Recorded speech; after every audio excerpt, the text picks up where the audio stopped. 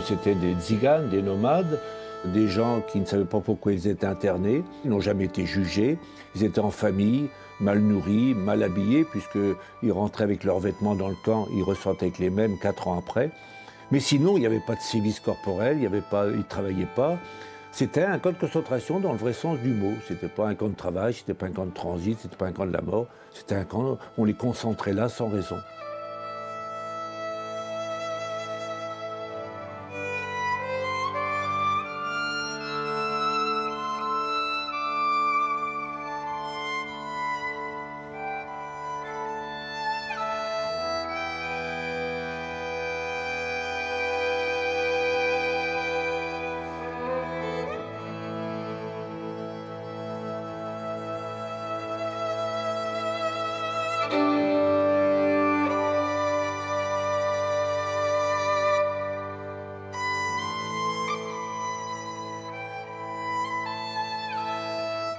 J'ai jamais eu un bout de viande, hein, que du manger cuit à l'eau. On n'avait même pas de légumes secs, haricots, tout ça, on n'avait rien. On faisait rien. Vous étiez là à marcher à droite, à gauche, attendre midi qu'on vous donne une louche de bouillon avec des topinambours. Et tout l'après-midi, vous vadrouillez dans le camp. Mais eux, ils vadrouillaient à l'extérieur avec les fusils. J'ai passé tout un hiver sans chaussures. J'en avais plus. On m'en a jamais donné.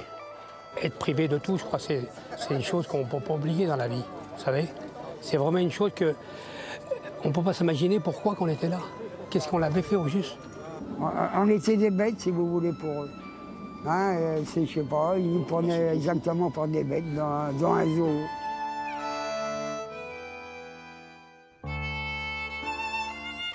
Le camp de Montreuil-Bellay a été le plus grand centre de détention de tziganes en France. Entre novembre 1941 et janvier 1945, plusieurs milliers de personnes y ont été incarcérées dans des conditions extrêmement précaires. Sans les recherches et l'opiniâtreté d'un ancien instituteur, amateur de pierres fossilisées, les ammonites, ce camp aurait totalement disparu. Ici, c'est un terrain où il y a énormément d'ammonites et un camarade qui était très porté sur ces ammonites m'emmène avec lui. Et donc on cherchait, alors je lui dis, mais qu'est-ce que c'est que ces ruines? Qu'est-ce que c'est que ces marches? Je croyais que c'était une usine quand on regarde ces bâtiments qui sont alignés 3 par 3. Puis je n'ai pas idée qu'il pouvait y avoir eu un camp de concentration puisque je n'en avais jamais entendu parler.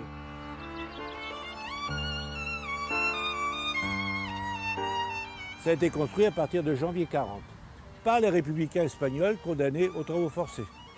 Une brigade de républicains espagnols. Alors tout ça, ça a été démonté en 1946, quand ça a été vendu aux enchères par les domaines, mais comme il n'y a pas de terrain, c'est une terre incultivable, les vestiges sont restés. Heureusement, parce que sinon, je n'aurais jamais su qu'il y avait un camp ici. À partir de photos aériennes et des emplacements des baraques encore visibles, nous avons pu reconstituer le camp en images de synthèse. Il était situé à 20 km au sud de Saumur, dans le Maine-et-Loire, près de la petite ville de Montreuil-Bellay.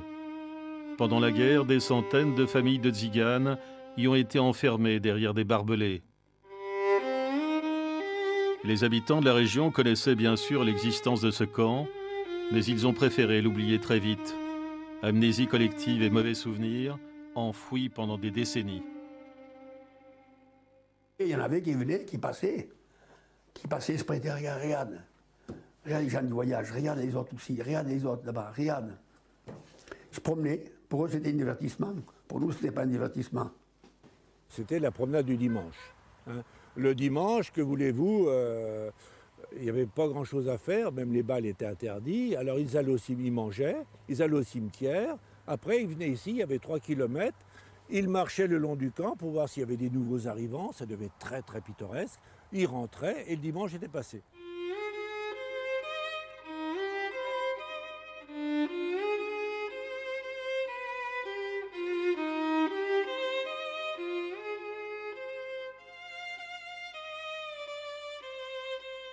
Ça, vous voyez, ça c'est la route qui vient de Montreuil à Loudun.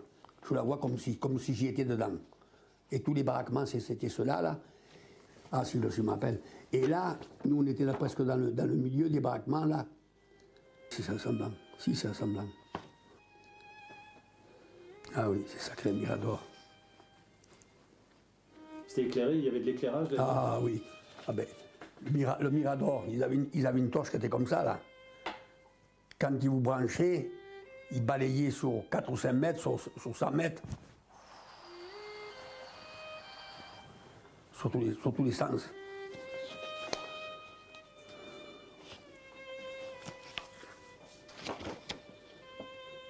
Maintenant, quand je vois ça, là, quand je pense qu'on était là-dedans, je me dis, ben mon vieux, tu reviens de loin, t'as de la chance.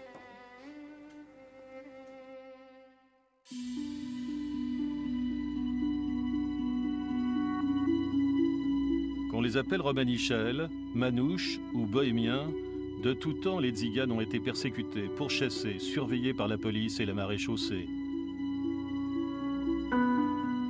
En France, ils sont fichés depuis 1912, avec un carnet anthropométrique obligatoire, document à faire tamponner à chaque déplacement. Il a été créé à une époque où la carte d'identité n'existait pas encore. Quand la guerre a éclaté, il a été facile de repérer ceux qu'on appelait les nomades. La Troisième République vieillissante les suspectait une fois de plus de tous les maux.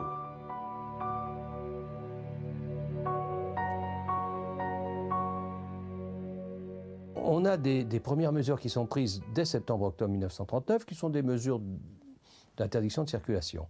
Et puis on a une mesure très très intéressante, toujours sous la Troisième République finissante, qui est le décret d'avril 1940. Parce que là, on assigne à résidence les tziganes, avec, bien entendu, derrière, l'idée, l'image du tzigane espion. C'est-à-dire qu'à partir du moment, de même qu'il y a le stéréotype du tzigane voleur, il y a le stéréotype du tzigane espion, puisque cette population bouge tout le temps, ce sont potentiellement des dangers, potentiellement des espions, et donc on va prendre des mesures pour les stabiliser. Avec l'arrivée des Allemands sur le territoire français, en mai-juin 40, les tziganes vont connaître une période encore plus dure. Après l'interdiction de circuler, les assignations à résidence, les tracasseries administratives, ils vont bientôt subir l'enfermement arbitraire. Le peuple du vent, condamné à ne plus voyager. Les Allemands, par une ordonnance du 4 octobre 1940, les autorités militaires ont demandé aux autorités françaises, parce que l'administration française était toujours présente en zone occupée, d'arrêter les nomades, donc les tziganes, très grande majorité, et de les interner. C'est une demande allemande. Et les autorités françaises vont se plier au nom de la politique de collaboration. Et le feront d'ailleurs avec beaucoup de zèle. Parce que pour eux, c'est un moyen de se débarrasser aussi d'une population qu'ils ont toujours considérée comme une population dangereuse. C'est ce qui est arrivé à la famille Gurem le 3 octobre 1940. Ils sont arrêtés à 6 h du matin par des gendarmes près de Rouen. Le père, la mère, leurs 9 enfants, parmi lesquels le petit Raymond, âgé à l'époque de 15 ans. Et pourquoi on les a enfermés d'ailleurs? Vous le savez, vous? C'était une question d'espionnage, qu'on aurait fait les espions. Hein. On connaît rien en politique ou à bord, on va pas vendre un pauvre malheureux, non? C'est pas dans notre sang à nous, ça. Alors ils nous enfermaient pas, parce que nous, on avait un cirque et un cinéma. Ils n'auraient déjà pas lieu de nous arrêter. Hein? C'est le gouvernement. Hein? Bon, comme les flics vont vous arrêter, nous, ils disent on a des ordres, on exécute. Bon ben, hein, qu'est-ce que vous voulez faire? On aurait pu, parce qu'il y avait deux gendarmes en moto, il y a un devant le convoi, un derrière, devant. On aurait pu, à deux, mon père l'aurait voulu les écraser. Hein. Il n'a pas voulu, il avait confiance en eux. Et pourquoi les manouches étaient dangereux à l'époque? Ben, ils n'étaient pas plus dangereux que maintenant. Bon, ils ont dit ça quand les Allemands sont arrivés. Ils ont dit que c'était les Allemands qui avaient donné l'ordre de nous arrêter. Mais c'est pas vrai, c'est le gouvernement français qui a fait ça de même. Et les Allemands, ça les arrangeait. Hein? ils étaient doublement punis en quelque sorte. C'est-à-dire que, d'abord par l'internement, comme toutes les autres catégories, c'est-à-dire qu'ils se retrouvaient enfermés dans un camp alors qu'ils n'avaient rien fait, ni crime, ni délit. Donc déjà, il y avait ce sentiment d'injustice qu'ils partageaient avec toutes les autres victimes. Et deuxièmement, c'était des gens du voyage. C'est-à-dire qu'ils subissaient en plus l'imposition d'être enfermés sans pouvoir bouger et donc sans s'inscrire dans leur culture du déplacement et du voyage. Non contents d'avoir été arrêtés, les nomades ont été victimes de vols et de spoliations. Leurs roulottes et leurs chevaux ont disparu pendant leur détention. Quand ils sont sortis des camps, ils n'avaient rien. Comme beaucoup de familles de tziganes et de gens du cirque, les Gurem ont été ballottés de camp en camp pendant 3 ans. Darnétal, Montlhéry, Mulsanne et pour finir, Montreuil-Bellay. On a eu vraiment des camps un peu partout, dans le centre-ouest, l'ouest et le centre de la France, hein, pour l'essentiel, avec des tout petits effectifs, souvent quelques dizaines ou quelques centaines. Et puis on a eu, au nom de la rationalisation, un phénomène de concentration, bien sûr, autour de quelques grands camps. Et le camp principal d'internement en zone nord pour les tziganes était le camp de Montreuil-Bellay. Patriarche d'une famille de 15 enfants et de 150 petits-enfants, Raymond Gurem vit aujourd'hui tranquille, au milieu de sa tribu, près de Montlhéry, au sud de Paris, tout près de l'endroit où il a été arrêté. Malgré son âge, Raymond Gurem n'a rien perdu de son autorité. Et les caravanes qui sont derrière, c'est là où vous vivez? Ouais, c'est là que je vis, moi, là. Là, celle-là, là. Là, c'est mes enfants, là-bas, c'est mes enfants. Et pourquoi vous êtes toujours en caravane? Je suis venu en monde dedans. Et je m'en irai dedans. Hein. Ouais. C'est incroyable qu'il y ait toujours des panneaux comme ça. Ouais, non, il n'est pas vieux, hein. Bien, il est tout neuf, le panneau.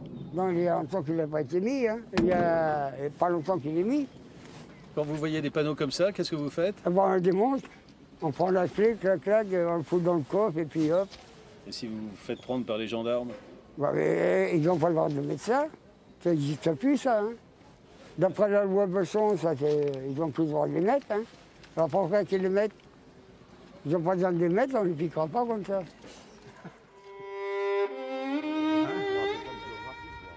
C'est un lent travail de fourmi que Jacques Sigaud a effectué pendant 3 décennies pour retrouver des archives et des témoins directs. Ce jour-là, il reçoit Pierre Épinette, un ancien qui a passé 3 ans à Montreuil-Bellay. Voilà, merci monsieur. Entrez chez vous. Merci bien, oui, là on est chez nous, oui. Oui, c'est là que j'ai passé ma jeunesse. Là, il y avait des maisons, ça, je me souviens du coin, là. Je me souviens. Pierre avait 4 ans quand il a été enfermé avec toute sa famille. Sa sœur est morte dans le camp, c'est son premier voyage sur le site depuis cette époque. Ouais. Bah oui, ça, le Mirador, ça je m'en souviens. Ça, c'était les fils de fer barbelés, mais ils étaient doubles. Il y a 2 rangées de fils de fer barbelés.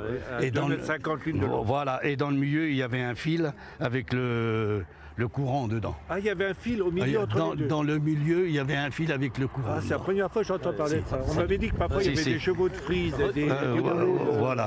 Voilà, oui, c'est ça. Oui. Ah ben c'est bien le camp, hein, c'est ça.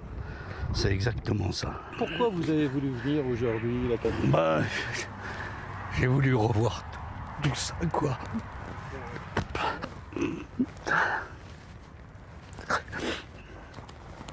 Allez. J'étais avec mes pauvres vieux, là. Viens m'aider, petit Charles. Allez. Enfin, c'est du passé, hein.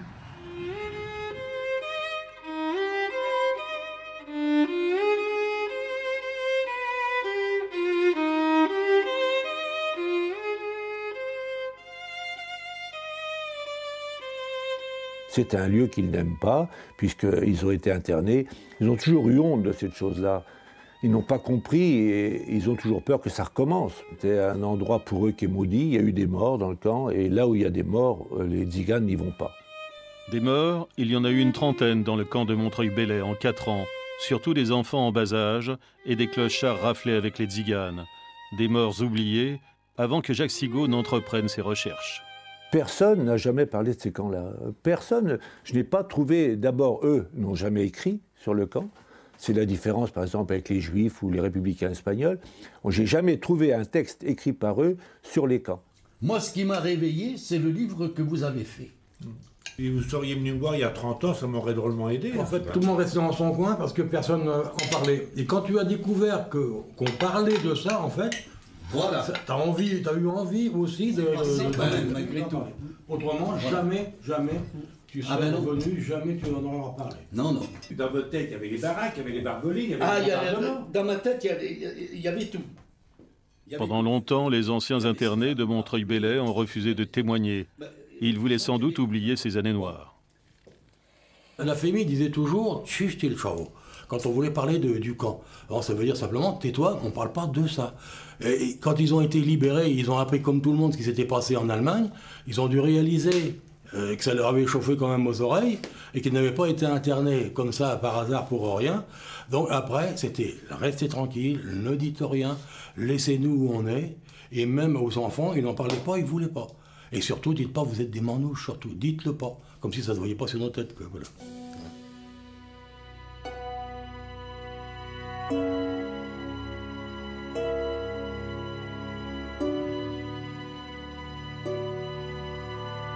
Vous êtes content, finalement, d'avoir raconté votre histoire de guerre à vos enfants et vos petits-enfants ? Je vais vous dire, ça me soulage.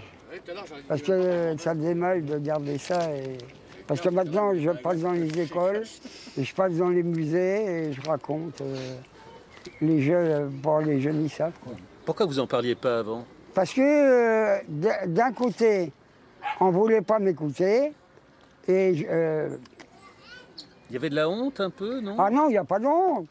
J'ai pas honte d'avoir été dans les camps. Hein. Ah non, ça, j'ai pas demandé à y aller, moi.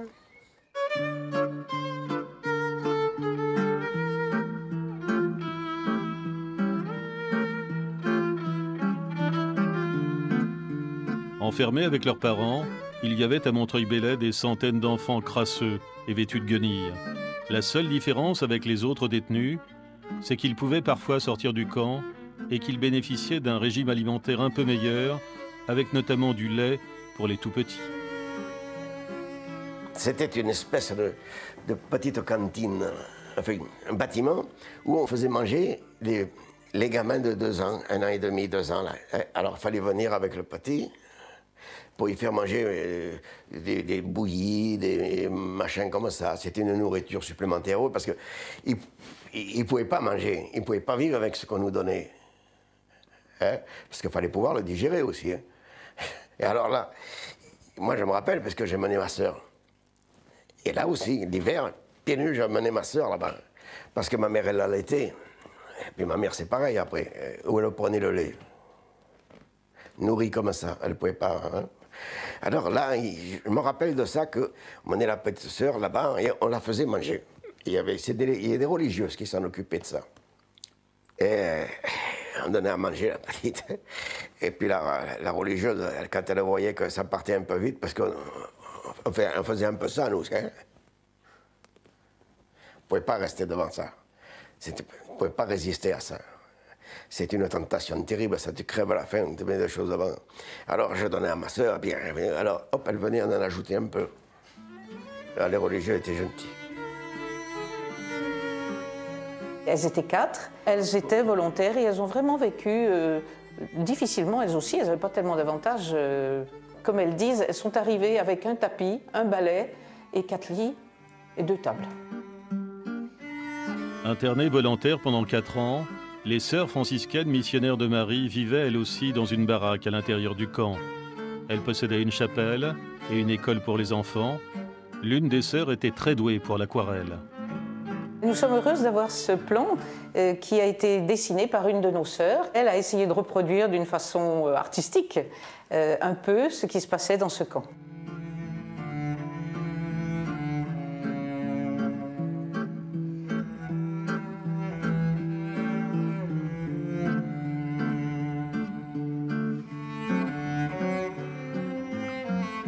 Chaque année, elle faisait des rapports régulièrement de la situation dans le camp. Et là, en 1944, elle disait que là, la population avait bien baissé, hein, parce qu'à un moment donné, ils ont été jusqu'à plus de 1000 dans le camp et c'était vraiment une surpopulation, il n'y avait même plus assez de place. Donc là, elle dit que les baraques, qui avaient déjà 6-7 ans d'existence, étaient de plus en plus délabrées, les fenêtres cassées, les chalits qui servaient autrefois n'existaient même plus, il n'y avait plus que de la paille pour dormir. Puis alors la promiscuité dont elle parle, évidemment, les familles étaient toutes entassées comme ça, là-dedans. Les couvertures étaient devenues des vêtements, parce qu'ils en avaient fait de quoi s'habiller, donc il n'y avait même plus de couverture. On dormait par terre, et chacun avait sa paillasse, plus ou moins, quoi. Et alors, on les alignait, et au milieu, il y avait un passage, et puis, par famille, là, comme des sardines, tac, tac, tac, tac, voilà. Et alors, on mettait toujours la mère ou le père d'un côté, et la mère de l'autre, et les enfants entre. Et nous avions des poux. Parce que, oui, il y avait des gens, bon, nous les jeunes, on en avait peut-être moins, parce qu'on bougeait plus. Vous savez, on bougeait plus. Puis quand on avait un peu d'eau, quand même, on se l'envoyait dessus, on faisait quelque chose, quoi. Mais les personnes âgées, qui restaient calmes, parce qu'ils n'étaient pas nourris, et ils étaient fatigués, tout ça, ben ils restaient, moi j'envoyais, là, ils se mettaient le long des baraquements, appuyés comme ça, face au soleil pour se réchauffer. Et ils avaient les poux qui leur couraient dessus, comme ça. C'était une petite chaînette, là, comme les fourmis. Et le type, il les prenait, et ils avaient tous une pierre, quelque chose, là, il les prenait, et il les tuait. Ils passaient leur temps, et dès quand ils sentaient que ça montait trop, ils l'attrapaient d'un côté, puis ils le mettaient, et ils le tuaient. Ils se tuaient les poux. Voilà.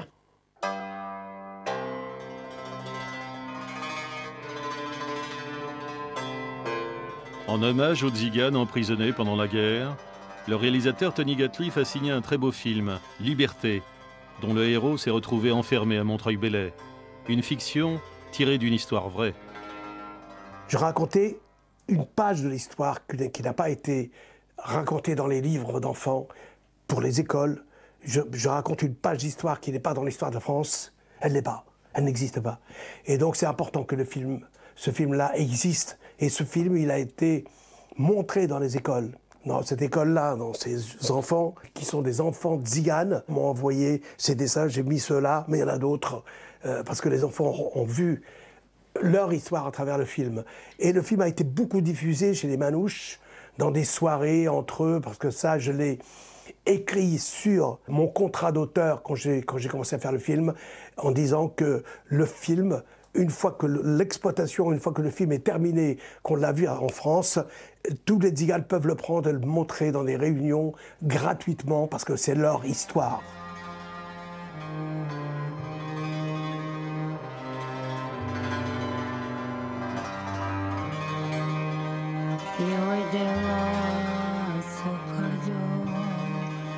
Ces images-là sont authentiques. On a fait très attention que les costumes des Tziganes ressemblent, que ce ne soit pas folklorique, parce qu'ils étaient exactement comme ça. Hein. Et c'était ça avec à la main des choses pour manger, n'importe quelle boîte. S'il n'y avait pas d'assiette, un bol, une boîte de conserve, n'importe. C'était ça à l'époque, c'était ça exactement. Avec les gendarmes français. Et les gendarmes avec leurs vrais costumes. Hein. Mais en même temps digne. Il n'y a aucun moment où on a chargé la mule, comme on dit.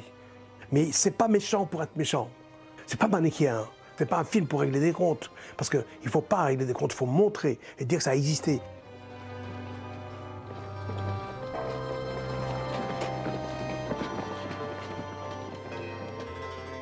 En fin de compte, c'était un camp de tous les camps. Parce qu'on ne voulait pas faire le camp de Montreuil-Bellay parce que c'est un symbole. C'est-à-dire que le camp représentait aussi tous les autres, Poitiers, Montlhéry. Donc il fallait qu'il représente tous les autres camps.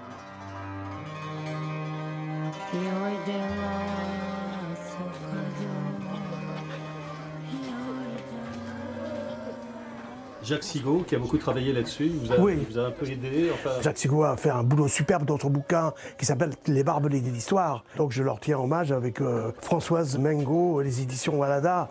C'est vraiment des gens formidables.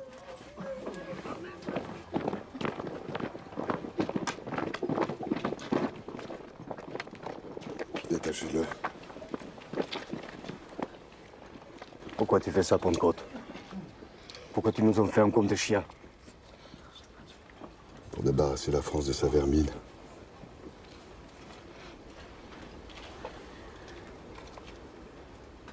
Et ceux qui nous faisaient des vacheries, c'était les Français qui nous gardaient.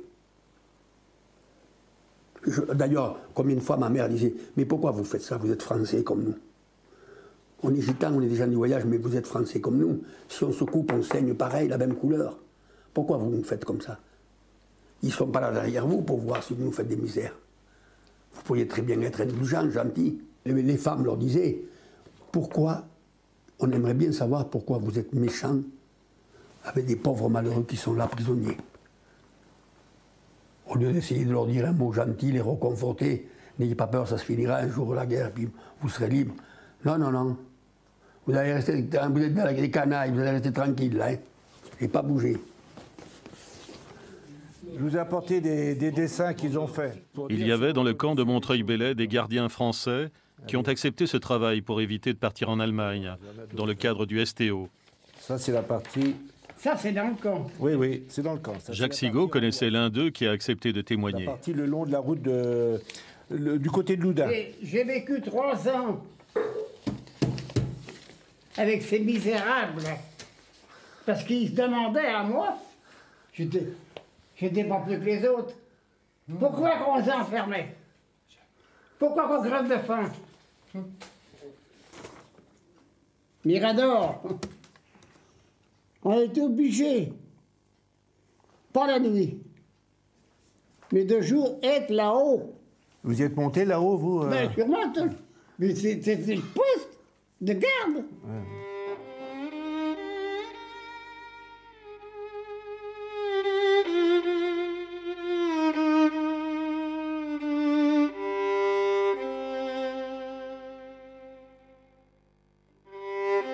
Il y en a qui se révoltaient. Qu'est-ce qu'il faisait? Qu'est-ce qu'il faisait? J'avais un copain de la Vendée. La nuit, on était de garde. Bernard, tu t'entends pas? Avec 2 pierres. Couper les fils de fer. Mais ça n'était pas dur pour pas qu'on entende. Parce que le barbelé était là, puis nous, on était là. Et qu'est-ce qu'ils essayaient de faire alors? Ils essayaient de partir? Ben oui, ben oui.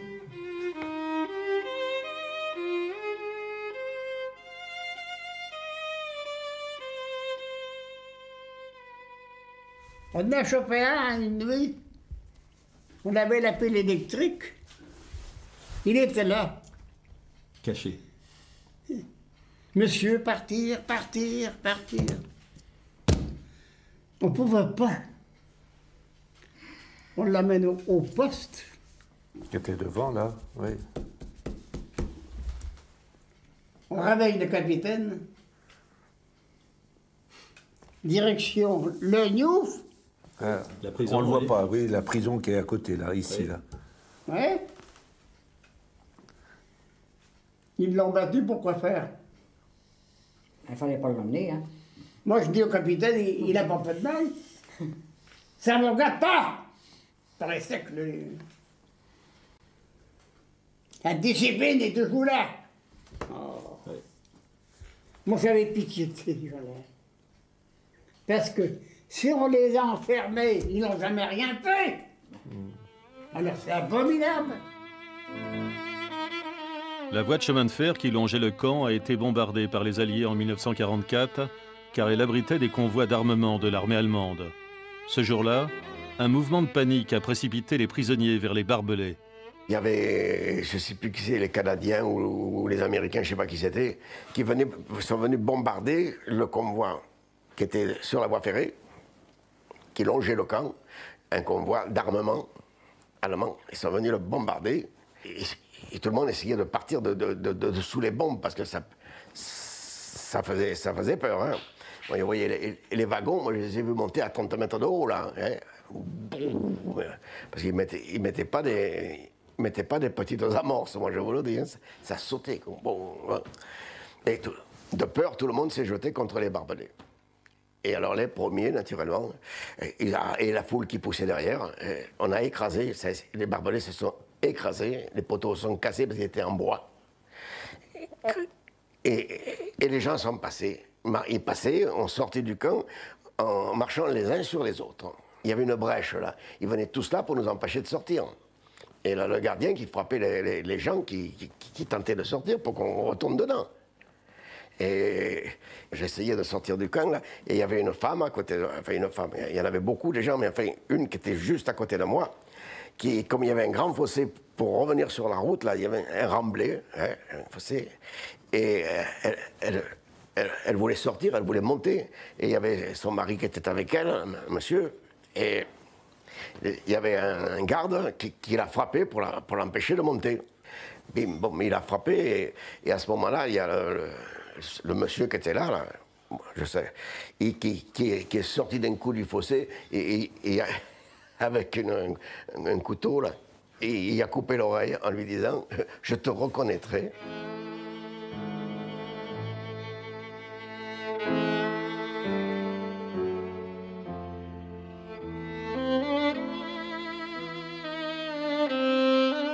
Après son évasion du camp de Montlhéry, Raymond Gurem est allé à pied jusqu'au camp de Montreuil-Bellay où sa famille était détenue. Il leur jetait de la nourriture par-dessus les barbelés. Il mourait de faim, abandonné de tous. Est-ce qu'il n'y avait rien à manger dans le camp? Ah bah non, il n'y avait rien. Hein. Des navets, des rutabagas, même pas de patates. C'est un dimanche, des fois, tous les 2 patates qu'ils nous donnaient. Hein. C'est pour ça que vous apportiez de la nourriture la nuit? Ben, je ne pouvais pas pour tout le monde, parce que bon, moi, j'apportais pour ma famille. Hein. J'aurais pu en apporter de plus. Hein. Donc je ne pouvais pas partager, parce qu'à peine arrivé, c'était déjà mangé. Hein. Et les gardes, ils vous laissaient faire ou... Mais ils ne voyaient pas. S'ils m'auraient vu, ils m'auraient chopé, ils m'auraient mis dans le camp. Qu'est-ce qui s'est passé à Montreuil-Bellay? Vous avez eu des accrochages avec des gardes? Eh ben, parce que j'apportais à manger à mes parents. Et alors, qu'est-ce qui s'est passé? Et il y en a un qui m'a surpris.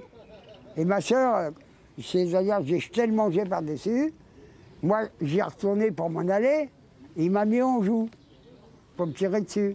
Ma soeur a dit attention, Raymond, il te vise. Je me suis retourné, j'ai pris le fusil et j'en ai mis 4-5 coups sur la tête. Vous l'avez blessé? Ah ben, je sais pas s'il n'est pas crevé, je sais pas.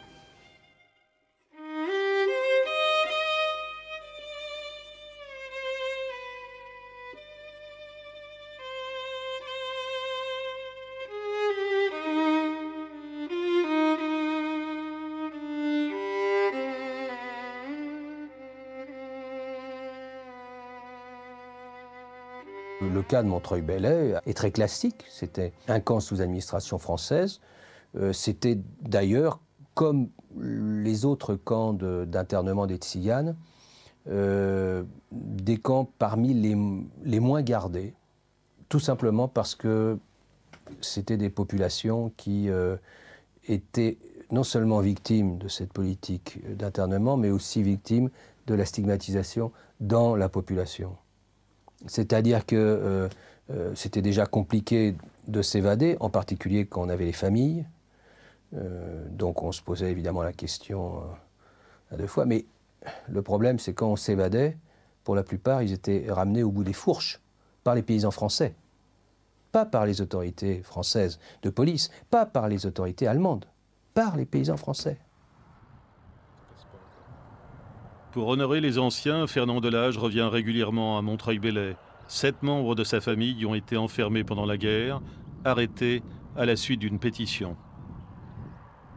Mes parents, pendant la guerre, étaient dans le nord de la France et ils ont émigré. Et puis ils sont arrivés à côté du Mans à une commune qui s'appelle Saint-Pavas. Et ils ont resté une quinzaine de jours et puis après le maire a plus voulu qu'ils restent sur leur commune. Vous voyez, il voulait les faire partir, comme on nous fait encore actuellement bien sûr. Hein. Mais à l'époque, ça a été plus grave. Le maire a fait faire une pétition par les habitants de la commune en disant que ces gens-là, c'est des bandits, c'est des voleurs, il faut absolument les faire partir. Donc il a envoyé une lettre au préfet. Et le préfet a pris un arrêté et les a internés dans un camp qui s'appelle Mulsanne, à côté du Mans, dans la Sarthe, et qui servait de transit pour les amener à Montreuil-Bellay. C'est ce qui s'est passé. Monsieur le commandant de gendarmerie du Mans, je suis saisi de nombreuses plaintes contre les membres de la famille Delage, lesquels vivent en roulotte au lieu-dit les Petites Ruches à Saint-Pavas.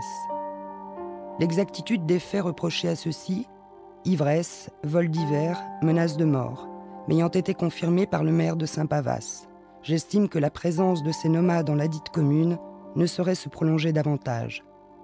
Je vous serais donc obligé de vouloir bien faire diriger d'urgence la famille de l'âge sur le camp de Coudrecieux. Signé le préfet. Échappé du camp à la faveur d'un bombardement, le père de Fernand Delage a vite été dénoncé, une fois de plus, par des paysans des environs.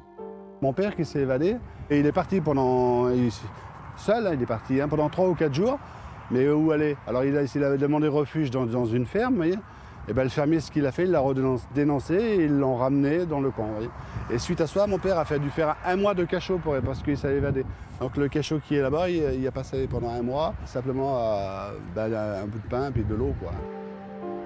La prison, que les détenus appelaient le Niouf, est le seul endroit du camp encore préservé. Elle n'a pratiquement pas changé depuis l'époque de la guerre. Ça, c'était la couchette, vous voyez, voilà, qui était là. Et puis après, là, bon, il n'y a pas de couchette là, mais là, c'était la couchette. Alors si j'étais à 5 ou 6 dedans, allez voir pour vous allonger là-dessus. Hein. Là, c'était... Et puis il y avait même des familles ou des personnes qui étaient à l'intérieur, qui ont signé leur nom, vous voyez, dedans. Là, je vois, là, il y a la famille Duval, vous voyez, qui est ici, là, qu'on connaît très bien, hein, qui sont des gens du voyage. Là, vous avez la famille Reinhardt, la famille Duville, qui sont encore des gens de la région, la famille Elfrich, vous voyez, qui est là aussi. Hein. Donc tout ça, ces familles-là ont été dans les camps parce qu'on a retrouvé la famille Boer aussi, vous voyez, ça c'est des familles qu'on connaît très bien. Hein. C'était la punition, quoi, si vous voulez, avec le cachot. Hein. Et tout le monde avait peur d'y aller.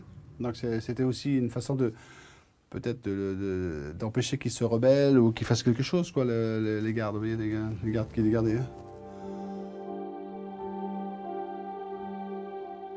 Tous les soirs, il y avait l'appel. Ce truc-là, le directeur, ah, si ça serait maintenant, comment j'aurais fait la paume. Ce truc, il disait, bon, c'est l'heure, on va faire l'appel. Il faisait l'appel, il nous faisait mettre tous en ligne. Moi, j'étais avec ma mère et mes sœurs, il y avait moi comme garçon, mon frère et mon père étaient à Compiègne. Donc pour eux, c'était moi le chef de famille. À quel âge? J'avais 12 ans. Toi, Fernandez, là, viens ici, là, par là. Toi, Henrique, par là. Toi, Zimmer, par là. Toi, Caplot, Ventrestin, Dorquel, Lafleur, Lamouche, par là. Ils prenaient un membre de chaque famille et allaient au Niouf. Les gardiens avec les fusils, la baïonnette au bout, allaient avancer au Niouf. Alors on était dans le Niouf qui faisait ça là. On était une centaine, on était comme ça, là, collés l'un sur l'autre. Et pourquoi on vous mettait là-dedans? Faut pas que... Parce qu'ils disaient, si on les laisse, toutes les familles ensemble, il y en a un ou l'autre qui va se faire la valise. Mais si on garde un membre de la famille, ils aiment trop les leurs pour les laisser, ils s'en iront pas. Moi, je sais que ma mère, elle aurait préféré se faire tuer que me laisser dans le Niouf.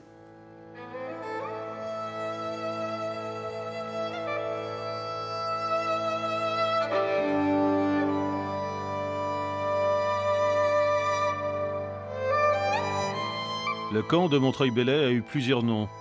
Il s'est d'abord appelé camp de concentration, de 42 à 44, puis centre de séjour surveillé, de 44 à janvier 45, date à laquelle les derniers détenus de Montreuil-Bellay ont été transférés dans les camps de Jargeau et d'Angoulême, où certains resteront enfermés jusqu'en juin 46, plus d'1 an après la fin de la guerre.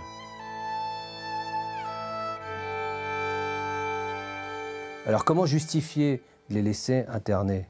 Ben là, j'ai retrouvé un échange entre chef de camp, préfet et ministère de l'Intérieur dans un des camps, c'est un camp de Lyon où se trouvaient des internés de Tziganes. Alors, il y a le directeur de camp et le préfet qui interroge le ministère de l'Intérieur en disant « Écoutez, là, on est quand même un peu embêté parce que d'accord, il y avait un décret-loi de la Troisième République qui permettait l'assignation à résidence. Mais là, ils sont internés. Alors, on nous demande de nous expliquer qu'est-ce qu'on fait. On les libère pas. Réponse du ministère de l'Intérieur. Vous répondez qu'ils sont assignés à résidence dans le camp. Terrible. Assignés à résidence dans le camp. Ça, c'est toute l'habileté de l'administration française quand il s'agit de justifier une mesure qui, légalement, est en contradiction avec le droit. Il y a toujours un problème. C'est-à-dire que puisqu'on a fait un carnet anthropométrique en 1912, puisqu'on les a mis à l'écart, puisque ces populations continuent à être une population problématique, pourquoi voulez-vous que ça ne continue pas après la guerre? Avec ses immenses remparts, ses tours de défense et son très beau château, médiéval et Renaissance, la petite ville de Montreuil-Bellay est au cœur d'une région touristique prisée par les amateurs de bons vins et de paysages bucoliques. Seule tâche dans ce paysage, les restes du camp de concentration des Tziganes, qui a enfin été classé à l'inventaire des monuments historiques en 2010. Mon père, ma grand-mère, mes oncles, ils ont tous été là. Ils ont tous été là. Toute la famille. Ouais. Ils les ont pris à Mérignac, là-bas, vers Bordeaux. Parce qu'ils voyageaient, ils étaient avec les chevaux. Mais c'est vieux, ça. Votre père, quand il vous parlait là, du camp, là, qu'est-ce qu'il vous disait? Terrible, il a dit. Il y avait un vent, il crevait la faim, il mangeait des épluchures de pommes de terre. C'était terrible. Et il ne voyait pas beaucoup d'Allemands aussi, il a dit. Il y a beaucoup les Français. Comment oui, le bouquin, c'est bien. Maintenant, c'est classé, ça ne bougera plus. Ça va rester, voilà. On ne sera plus là. Oui. Ça sera... Moi, je combats là pour la mémoire. C'est-à-dire que là, personne ne peut toucher à ce qui reste. Voilà. Ce qui reste, comme vous dites. Oui. Personne ne peut toucher à rien. Que ce soit un privé qui soit propriétaire ou Madame Martin, oui. Vous savez que là, le Niouf, il va tomber un jour. Moi, j'ai l'impression, oui, Quand on est venu avec Monsieur Delage, mais je vous assure, il est tombé de l'eau. Je voyais que ça fit. Je dis, mais ça va s'écrouler. Alors, ce qui reste... Je ne suis jamais rentrée dedans, mais on le voit de l'extérieur. Ah, mais l'intérieur, il y a les noms de gravés et tout, mais il faut voir. Un jour, ça, c'est dommage parce que... Bon, oui, mais ça, c'est peut-être aussi des actions... Un minimum de... Oui, mais là, c'est plus que de l'entretien. C'est de la réhabilitation. Enfin, je pense que c'est... Financée par des capitaux privés, une plaque commémorative a été érigée en 1988. Peu lisible et surtout peu explicite, elle devrait être remplacée par un vrai monument commémoratif.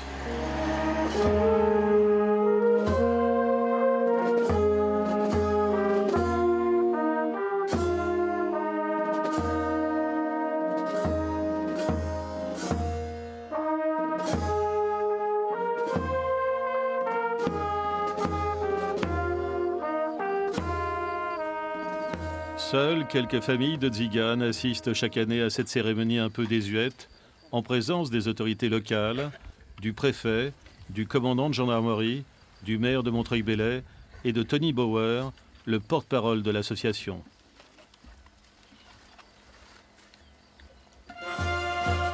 Les responsables de l'association, qui épaulent Tony Bauer, attendaient depuis longtemps que l'État s'engage à classer définitivement le camp.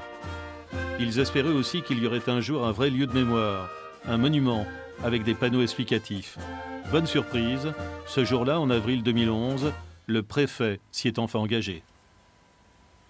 Logiquement, 2011, on fait le projet, 2012, on l'installe. Voilà, normalement, elle doit être faite, on nous a promis, ça fait 4 ans. Ça sera une œuvre d'art. Oui.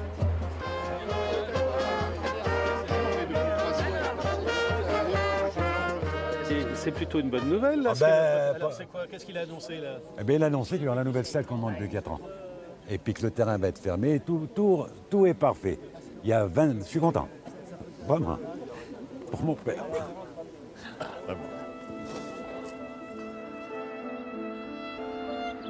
En attendant le fameux monument promis depuis longtemps par les autorités sur le site de Montreuil-Bellay, certains ont peur qu'il finisse par attirer un peu trop de Tziganes dans la région.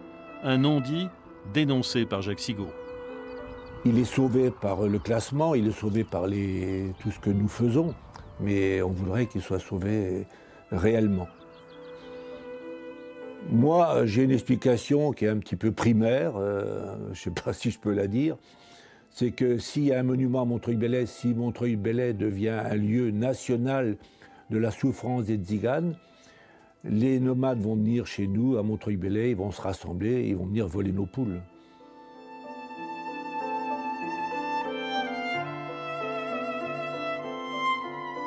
Les Tziganes espèrent que les mentalités finiront un jour par changer. Assez de stigmatisation et de mise à l'écart. Leurs revendications sont multiples. Quand vous allez dans une ferme, vous dites, bon, ben, je viens pour faire du travail. Oh, ben, monsieur, vous savez, mon chien, il est éduqué pour manger les gitans.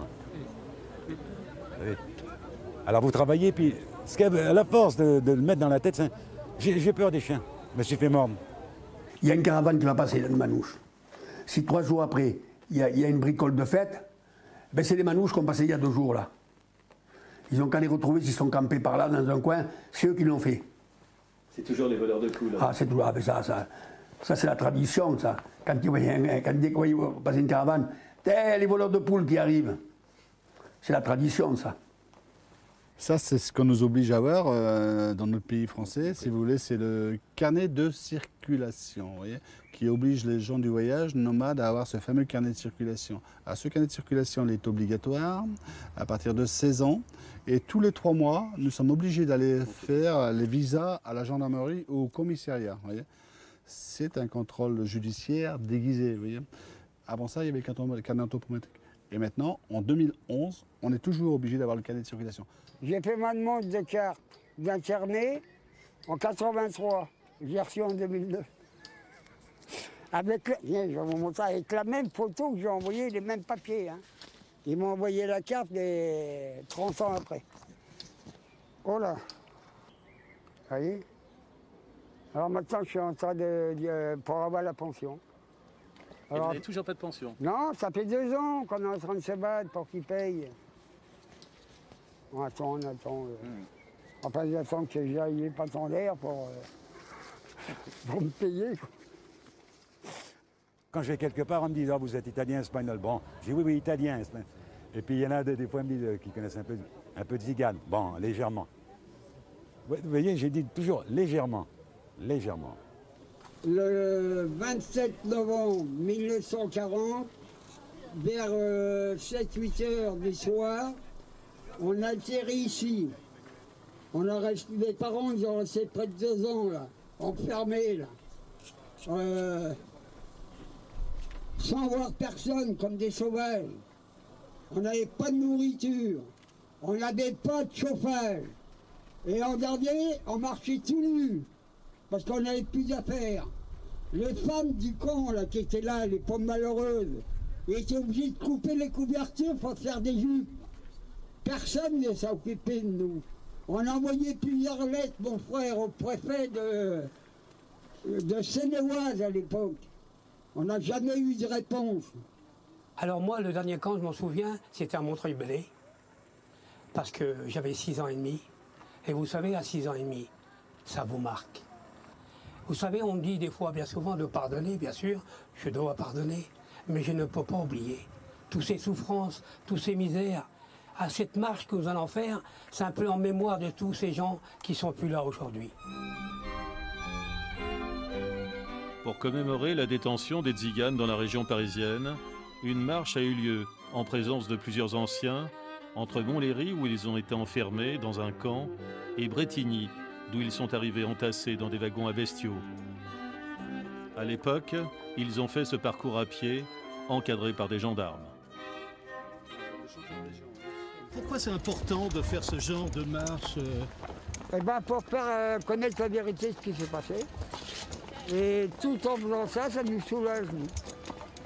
Voilà. Parce que là, on a fait sens inverse. Mais comme on est monté là-haut, c'était un coup de crosse, un coup de matraque. Là, on marche librement. Mais là, il faut y aller, hein, sans ça, pipi, boum, boum. Ouais.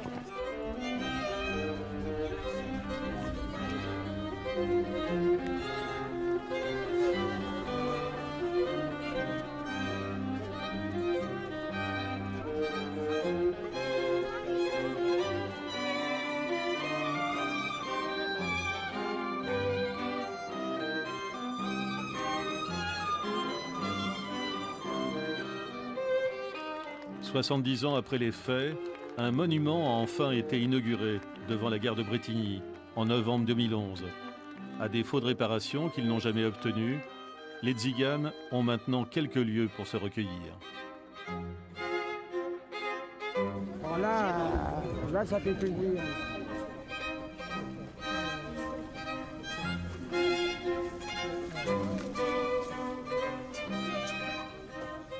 mais de stèles comme ça sur les tziganes et les gens du voyage, c'est la 4e ou la 5e qui existe en France. Non, c'est celle-là, là. Hein?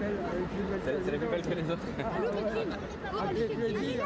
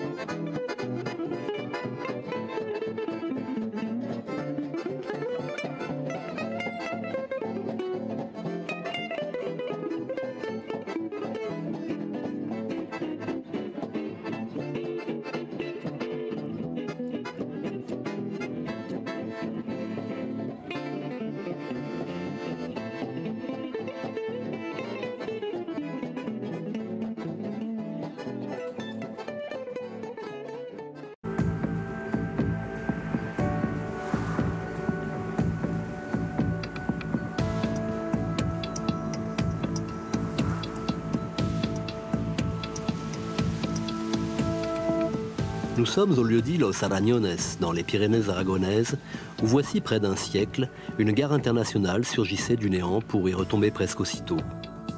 Mais à l'hiver 2000, en enquêtant sur les vieux papiers qu'il a portés au jour, Jonathan et quelques autres en décident autrement.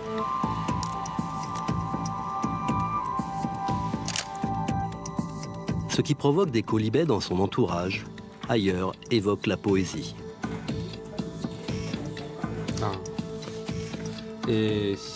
真実諦めただ一人真実一路の旅を行く真実一路の旅なれど真実鈴振り思い出す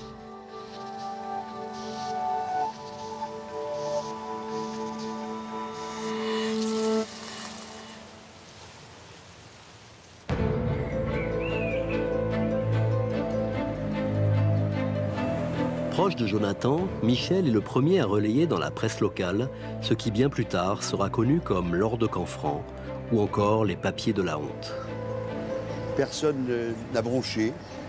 L'article a été lu certes, mais personne ne s'est déclaré pour dire, par exemple, eh bien, cette affaire que vous avez développée, moi, ancien, par exemple, j'en avais entendu parler. Personne. Et j'ajoute aussi que les historiens qui avaient été contactés du côté français sont restés presque indifférents à la chose. Jonathan et Michel persévèrent, au point que les nouvelles de la découverte des papiers à Canfranc franchissent les frontières du Béarn. Si les médias n'étaient pas intervenus dans cette affaire, elle serait passée inaperçue. Bien sûr, soit les documents seraient allés aux archives françaises ou espagnoles, ça aurait été une affaire d'historien. Mais ce n'est pas à mon avis, ce n'est pas seulement une affaire d'historien. Il était normal que le public